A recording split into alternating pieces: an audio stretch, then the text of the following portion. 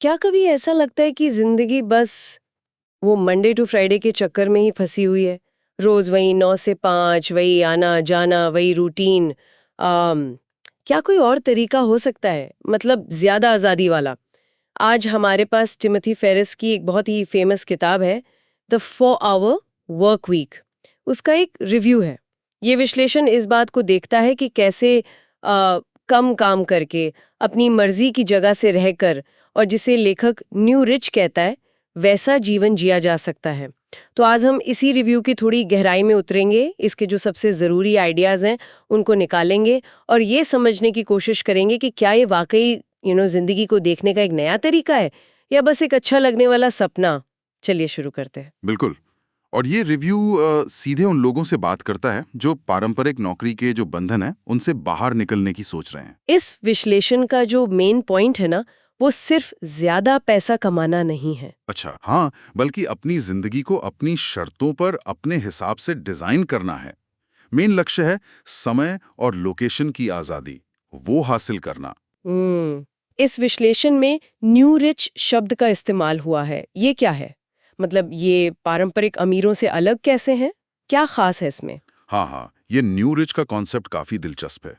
देखिए, पारंपरिक अमीरी जो है वो अक्सर सिर्फ पैसे से जुड़ी होती है और कई बार ज्यादा पैसा मतलब कम खाली समय। सही बात है। लेकिन इस विश्लेषण के अनुसार न्यू रिच वो लोग हैं जिनके लिए असली दौलत सिर्फ पैसा नहीं है।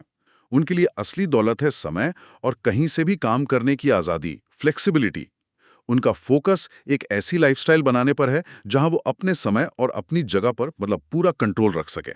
और इसके लिए वो अपने काम को ऑटोमेट करने और आउटसोर्स करने के तरीके ढूंढते हैं। अच्छा। हाँ, तो ये सिर्फ पैसा कमाने से आगे की बात है। ये जीवन जीने के तरीके को डिजाइन करने का एक पूरा दर्शन है, एक फिलॉसफी है। समझी, यानी फोकस पैसे से हटकर आजादी पर है, फ्लेक्सिबिलिटी पर है। इसी सिलसिले में इस विश्लेषण में एक फॉर्मूला का जिक्र है, DAL। ये काफी जरूरी लग रहा है। चलिए इसे थोड़ा खोलते हैं परत दर परत, जैसा इस समीक्षण में समझाया है। शुरुआत डी से करते हैं, यानी डेफिनेशन। हाँ, डीएल जो है वो इस पूरी सोच की आप कह सकते हैं रीढ़ की हड्डी है, जैसा ये विश्लेषण बताता है। DEAL में हाँ। डी यानी डेफिनेशन का मतलब है कि जो पारंपरिक सफलता की परिभाषाएं हैं ना, जो समाज ने हमें दी हैं, उनको चैलेंज करना। समीक्षा के मुताबिक पहला कदम है रुककर ये सोचना कि आप असल में चाहते क्या है। आपकी आइडियल लाइफस्टाइल कैसी दिखती है? सिर्फ ज्यादा पैसा कमाना वो अपने आप में लक्ष्य नहीं हो सकता। अहम सवाल यह है कि उस पैसे से आप किस तरह की आजादी चाहते हैं, किस तरह के अनुभव पाना चाहते हैं। मतलब आपके लिए खुद के लिए सफलता क्या मायने रखती है, इसे साफ तौर पर डिफाइन करना ही पहला और सबसे जरूरी काम है। ये बात तो सही है, बिना मंजिल पता हो तो सफर कैसे शुरू करें। तो ठीक है, एक बार जब ये साफ हो जाए कि जाना कहाँ है, तब आता है एलिमिनेशन। ये किस बारे में है? बिल्कुल। ई यानी एलिमिनेशन, या कह लें गैर जरूरी चीजों को हटाना। ये विश्लेषण इस कदम को शायद सबसे ज्यादा क्रांतिकारी मानता है।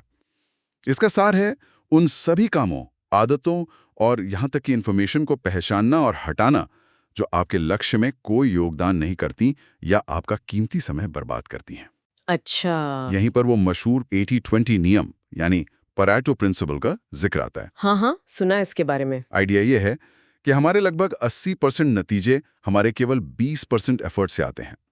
तो समीक्षा कहती है कि उन सबसे जरूरी 20% कामों पर फोकस करें और बाकी 80% जो गैर जरूरी या कम महत्व के काम हैं उनको हटा दें या कम से कम कर दें। जैसे फिजूल की मीटिंग्स, बार बार ईमेल चेक करना या ऐसे कोई भी काम जो असली प्रोग्रेस में मदद नहीं करते। 80-20 नियम सुनने में तो बहुत पावरफुल लगता है, लेकिन क्या ये विश्लेषण इस पर भी कुछ कहता है कि असल जिंदगी में उन 20% जरूरी कामों को पहचानना कितना मुश्किल हो सकता है?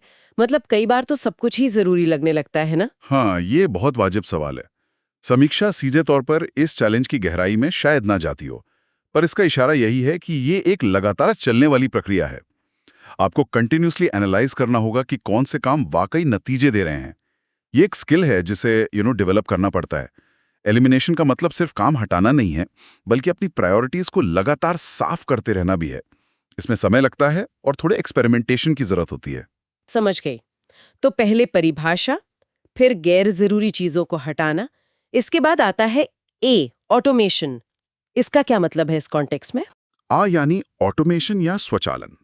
विश्लेषण के मुताबिक जब आप गैर जरूरी काम हटा देते हैं तो अगला कदम है बचे हुए जरूरी कामों को जहां तक हो सके ऑटोमेट करना। लक्ष्य है ऐसे सिस्टम बनाना जो आपके कम से कम दखल के साथ चलते रहें। अच्छा, टेक्नोलॉजी का इस्तेमाल। हाँ, इसमें टेक्नोलॉजी का इस्तेमाल तो है ही, लेकिन एक बड़ा हिस्सा है काम सौंपना यानी डेलीगेशन। उन कामों को दूसरों को सौंपना जिन्हें वो आपसे बेहतर, तेजी से या कम लागत में कर सकते हैं। वर्चुअल असिस्टेंट्स VAs का इस्तेमाल इसका एक मुख्य उदाहरण है, जैसा समीक्षा में बताया गया है। मकसद है खुद को रोजमर्रा के जो दोहराव वाले काम हैं उनसे आजाद करना, ताकि आप बड़े लक्ष्यों पर ध्यान दे सके या बस उस खाली समय का आनंद ले सकें जो आपने एलिमिनेशन और ऑटोमेशन से पाया है। तो जब गैर जरूरी काम हट गए और जरूरी काम ऑटोमेट हो गए, तो अगला लॉजिकल कदम है खुद को बंधनों से आजाद करना, जिसे लिबरेशन कहा गया है। ये अंतिम चरण कैसा दिखता है? LL यानी लिबरेशन या मुक्ति। ये DEAL फ्रेमवर्क का अंतिम लक्ष्य है। समीक्षा इसे ज्योग्राफिकल फ्रीडम यानी भौगोलिक स्वतंत्रता हासिल करने के रूप में देखती है। ऑटोमेशन के बाद आप ऐसे सिस्टम और प्रोसेस बनाते हैं जो आपको किसी एक फिक्स्ड ऑफिस या शहर में बंधे रहने से मुक्त करते हैं। कहीं से भी काम करना। बिल्कुल, आप कहीं से भी काम करने में सक्षम हो जाते हैं, चाहे वो आपका घर हो, पहाड़ों में कोई कैफे या दुनिया का कोई दूसरा कोना।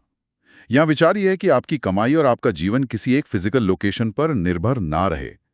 ये पूरी तरह से अपनी शर्तों पर, अपनी चुनी हुई जगह से, अपने चुने हुए समय पर जीने की आज़ादी है। DEAL, definition, elimination, automation, liberation, ये वाकई सोचने का एक पूरा नया ढांचा देता है। इस विश्लेषण में समय, पैसा और आज़ादी के बीच के संतुलन पर भी जोर दिया गया है। इसके बारे में क्या मुख्य तर्क उभर कर आता है? इस विश्लेषण का जो सेंट्रल आर्गुमेंट है वो यही है कि असली दौलत का पैमाना सिर्फ ये नहीं है कि बैंक में कितना पैसा है, बल्कि ये है कि आपके पास कितना फ्री समय है और आप उस समय को कहाँ और कैसे बिताना चाहते हैं, इसकी कितनी आज़ादी आपके पास है।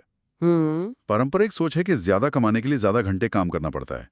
ये किताब, जैसा कि समीक्षा बताती है, इस सोच को पूरी तरह उलट देती है। इसका मकसद है सिखाना कि कैसे कम समय लगाकर भी ज्यादा इफेक्टिव बना जा सकता है, जिससे जीवन जीने के लिए ज्यादा समय और चॉइसेस मिलें। अच्छा, ये सीधे DEAL से जुड़ा है, खासकर एलिमिनेशन और ऑटोमेशन के जरिए। समीक्षा एक अहम सवाल उठाती है, उस पैसे का क्या फायदा जिसे खर्च करने या उसका मजा लेने का वक्त ही ना हो। ये बात तो सोचने वाली है। इसी आज़ादी से जुड़ा एक और दिलचस्प आइडिया जिसका जिक्र इस समीक्षा में है, वह है मिनी रिटायरमेंट्स। ये क्या चीज़ है? मिनी रिटायरमेंट्स का आइडिया जो है वो पारंपरिक रिटायरमेंट की सोच को चैलेंज करता है। समीक्षा के अनुसार लेखक का तर्क है कि हम पूरी जिंदगी मेहनत करके 60-65 साल की उम्र का इंतजार क्यों करें रिटायर होने के लिए? सही बात है। क्या गारंटी है कि तब हमारे पास उतनी ही एनर्जी या हेल्थ होगी? इसके बजाय क्यों ना अपने कामकाजी जीवन के दौरान ही कई बार छोटे छोटे रिटायरमेंट लिए जाएं? छोटे छोटे मतलब? हाँ, ये कुछ हफ्तों से लेकर कई महीनों तक के ब्रेक हो सकते हैं, जिनमें आप ट्रैवल कर सकते हैं, कोई नई स्किल सीख सकते हैं, परिवार के साथ समय बिता सकते हैं या बस जिंदगी की रफ्तार थोड़ी धीमी कर सकते हैं। ये एक तरह से जीवन भर फैले हुए छोटे छोटे रेस्ट पीरियड्स हैं। सुनने में तो बहुत अच्छा लग रहा है, लेकिन क्या ये प्रैक्टिकल है? लोग डरते नहीं होंगे ऐसा करने से? बिल्कुल, डर तो एक बड़ा फैक्टर है और यहीं पे समीक्षा एक और टेक्निक का जिक्र करती है, फियर सेटिंग। Fear setting? हाँ, ये डर का सामना करने का एक प्रोसेस है। इसमें आप अपने सबसे बड़े डर को, जैसे नौकरी छोड़ने का डर या मिनी रिटायरमेंट लेने का डर, डिटेल में लिखते हैं।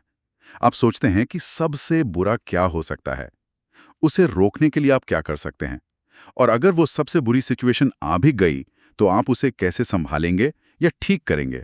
अच्छा। समीक्षा बताती है कि अक्सर जब हम अपने डरों का इस तरह एनालिसिस करते हैं तो पाते हैं कि वो या तो उतने बड़े नहीं हैं जितना हमने सोचा था, या उनसे निपटने के तरीके मौजूद हैं। ये आपको बड़े कदम उठाने के लिए जरूरी मेंटल क्लैरिटी और कॉन्फिडेंस देता है। ये डर से डील करने का एक सिस्टमैटिक तरीका लगता है। अब बात करते हैं इनकम के एक और पहलू की, जिसका जिक्र है पैसिव इनकम, यानी निष्क्रिय आय।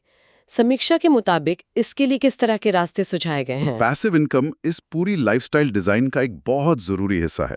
इसका मतलब है ऐसी इनकम कमाना जिसके लिए आपको लगातार एक्टिव होकर समय ना लगाना पड़े। अच्छा, मतलब अपने आप पैसा आता रहे। देखिए, ध्यान देने वाली बात है कि इसका मतलब बिना मेहनत की कमाई बिल्कुल नहीं है। समीक्षा साफ करती है कि शुरुआत में एक सिस्टम या प्रोडक्ट बनाने में काफी मेहनत और समय लगता है, लेकिन एक बार वो सेट हो जाए तो वो कम या बिना एक्स्ट्रा एफर्ट के इनकम जनरेट करता रहता है। अच्छा, कैसे? क्या तरीके हैं? इसके लिए सुझाए गए तरीकों में शामिल हैं ऑनलाइन बिजनेस बनाना, जैसे ड्रॉप शिपिंग या affiliate marketing, e commerce store setup करना, या डिजिटल प्रोडक्ट्स बेचना, जैसे e books, online courses, software. यहाँ चाबी यह है कि आपकी इनकम सीधे तौर पर आपके लगाए गए घंटों से बंधी ना हो। ये फिर से ऑटोमेशन और लिबरेशन के प्रिंसिपल से जुड़ता है। ऐसे इनकम सोर्स बनाना जो आपके लिए काम करें, ताकि आप समय और जगह की आज़ादी का आनंद ले सकें। ठीक है, तो हमने इस समीक्षा के जरिए किताब के मुख्य विचारों और तकनीकों को समझा। अब थोड़ा क्रिटिकली देखते हैं। इस विश्लेषण में किताब की खूबियों के तौर पर क्या बातें सामने रखी गई हैं? समीक्षा मानती है कि इस किताब की सबसे बड़ी ताकत इसका इंस्पिरेशनल होना है। ये पढ़ने वालों को अपनी मौजूदा स्थिति पर सवाल उठाने और ये सोचने पर मजबूर करती है कि क्या वे वाकई अपनी मनचाही जिंदगी जी रहे हैं। ये पारंपरिक 9-5 की जो मानसिकता है, उससे बाहर निकलकर अपनी जिंदगी को खुद डिजाइन करने की एक पावरफुल पुकार है। दूसरी खूबी जो विश्लेषण में दिखती है, वो है इसमें दिए गए प्रैक्टिकल सुझाव और स्ट्रैटेजीज, खासकर डिजिटल युग के हिसाब से, जैसे रिमोट वर्क को मैनेज करना, वर्चुअल असिस्टेंट हायर करना, ऑनलाइन बिजनेस शुरू करना। अच्छा। और वो मूल मंत्र, काम के लिए मत जियो, जीने के लिए काम करो, इसे समीक्षा बहुत प्रभावशाली मानती है। ये उन लोगों को बहुत अपील करती है जो अपनी जिंदगी पर ज्यादा कंट्रोल और मीनिंग चाहते हैं। प्रेरणा और प्रैक्टिकल सुझाव तो ठीक है, लेकिन क्या इस विश्लेषण में कुछ कमियों या लिमिटेशंस का भी जिक्र है? क्योंकि हर आइडिया हर किसी के लिए या हर सिचुएशन में काम नहीं करता है ना? हाँ, बिल्कुल। समीक्षा इस पहलू पर भी ध्यान देती है। एक मुख्य आलोचना ये है कि किताब में बताई गई लाइफस्टाइल हर किसी के लिए तुरंत हासिल करना मुमकिन नहीं है। इसके लिए खास तरह के स्किल्स, रिसोर्सेज और सबसे बढ़कर एक निश्चित माइंडसेट, मतलब रिस्क लेने की क्षमता चाहिए होती है, जो शायद सबके पास ना हो। सही बात है। दूसरी बात, जैसा कि विश्लेषण इशारा करता है, कुछ उदाहरण और केस स्टडीज काफी हद तक अमेरिकन कॉन्टेक्स्ट पर बेस्ड हैं। उन्हें सीधे सीधे किसी दूसरे देश जैसे भारत के कल्चरल, सोशल और इकोनॉमिक माहौल में लागू करना थोड़ा मुश्किल हो सकता है। तीसरी कमी जो समीक्षा उजागर करती है वो ये है कि कभी-कभी ये सब थोड़ा ज्यादा आइडियलिस्टिक या सपनों जैसा लग सकता है। 4 घंटे काम करने का विचार बहुत लुभावना है, पर समीक्षा ये भी अंडरलाइन करती है कि इस मुकाम तक पहुंचने के लिए खासकर शुरुआत में बहुत ज्यादा मेहनत, अनुशासन, स्मार्ट प्लानिंग और लगातार एक्सपेरिमेंट करने की जरूरत पड़ती है। ये कोई जादू की छड़ी नहीं है। ये बैलेंस नजरिया रखना जरूरी है। तो इन खूबियों और कमियों को देखते हुए ये समीक्षा किन लोगों को इस किताब से सबसे ज्यादा फायदा उठाने वाला मानती है? विश्लेषण के अनुसार ये किताब कई अलग-अलग तरह के लोगों के लिए रेलेवेंट हो सकती है। सबसे पहले वो नौकरी पेशा लोग जो अपनी करंट रूटीन से खुश नहीं हैं, बदलाव चाहते हैं और ज्यादा समय और फ्लेक्सिबिलिटी ढूंढ रहे हैं। दूसरे, एंटरप्रेन्योर्स जो अपना बिजनेस तो चला रहे हैं लेकिन उसमें बुरी तरह फंसे हुए हैं और उसे ऑटोमेट करके खुद को थोड़ा फ्री करना चाहते हैं, ताकि वो स्ट्रैटेजिक कामों पे ध्यान दे सकें या बस जीवन का आनंद ले सकें। हाँ, ये भी एक बड़ी प्रॉब्लम है। बिल्कुल। तीसरे, छात्र या फ्रीलांसर्स जो अभी अपना करियर शुरू कर रहे हैं और काम करने के स्मार्ट और इफेक्टिव तरीके सीखना चाहते हैं, ताकि भविष्य में उनके पास ज्यादा ऑप्शन और आज़ादी हो। संक्षेप में, यह हर उस व्यक्ति के लिए है जो काम की पारंपरिक परिभाषा पर सवाल उठाने और कुछ अलग करने की हिम्मत रखता है। ठीक है, तो इस पूरी चर्चा और विश्लेषण का सार क्या निकलता है? इस रिव्यू को पढ़ने के बाद द 4-Hour वर्क वीक के बारे में फाइनल टेक अवे क्या है? कुल मिलाकर यह समीक्षा द 4-Hour वर्क वीक को एक बेहद प्रभावशाली और सोचने पर मजबूर करने वाली किताब के रूप में देखती है। ये काम, पैसे, सफलता और जीवन जीने के तरीके के बारे में हमारी जो गहरी जमी हुई धारणाएं हैं, उनको चैलेंज करती है। सही। इसका मुख्य संदेश, जैसा कि विश्लेषण में बार बार उभर कर आता है, ये है कि सच्ची अमीरी सिर्फ बैंक बैलेंस में नहीं है, बल्कि आपके पास मौजूद समय और उस समय को अपनी मर्जी से बिताने की आज़ादी में है। ये किताब उन लोगों को एक नया नज़रिया और कुछ ठोस टूल्स जैसे DEAL फॉर्मूला, 80-20 नियम, फियर सेटिंग देती है, जो रोज़मर्रा की भागदौड़ से बाहर निकलकर एक ज़्यादा स्वतंत्र, उद्देश्यपूर्ण और स्मार्ट जिंदगी डिज़ाइन करना चाहते हैं। हालांकि समीक्षा ये भी मानती है कि इसे लागू करना आसान नहीं है और इसके लिए डेडिकेशन और स्मार्ट वर्क की ज़रूरत होगी। फिर भी ये लाइफस्टाइल डिज़ाइन की दिशा में एक ज़रूरी और प्रेरणादायक गाइड है। तो सार ये है कि ये किताब सिर्फ काम के घंटे कम करने की ट्रिक्स के बारे में नहीं है। ये तो काम और जीवन के प्रति हमारे पूरे नजरिए को ही बदलने का एक प्रस्ताव है। ये पारंपरिक रिटायरमेंट के कॉन्सेप्ट को भी चुनौती देती है। बिल्कुल, ये सिर्फ कुछ टिप्स और ट्रिक्स नहीं है, बल्कि जीवन जीने का एक अलग दर्शन है। समीक्षा के अनुसार ये DAL जैसा एक फ्रेमवर्क देती है और मिनी रिटायरमेंट्स और पैसिव इनकम जैसे आइडियाज पेश करती है, जो हमें काम और जिंदगी के बीच के रिश्ते को नए सिरे से डिफाइन करने में मदद कर सकते हैं। जैसा हमने देखा, विश्लेषण का जोर सिर्फ कम काम पर नहीं है, बल्कि जानबूझकर अपनी प्रायोरिटीज के हिसाब से जीवन डिजाइन करने पर है। जाते जाते इस समीक्षा से निकले एक विचार पर सोचने के लिए छोड़ते हैं।